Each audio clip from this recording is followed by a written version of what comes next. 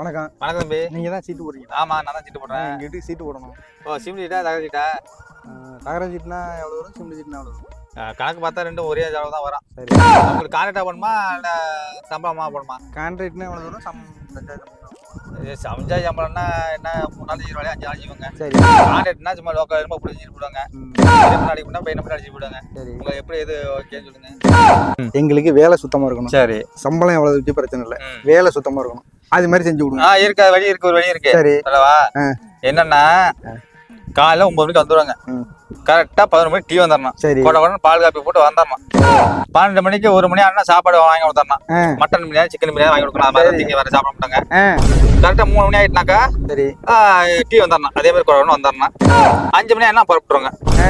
எப்படின்னு சொல்லுங்க. நாளைக்கே வந்துடுறாங்க. ஆளை விடுங்க சாமி, நான் வீட்டுல சிலாப்பே நல்லா இருங்க. சிலாப்பு நான் போட்டு தரோங்க. சிலாப்பு நீங்க போறீங்களா? ஐயோ, நான் வீடே கட்டலாம் போறேன்.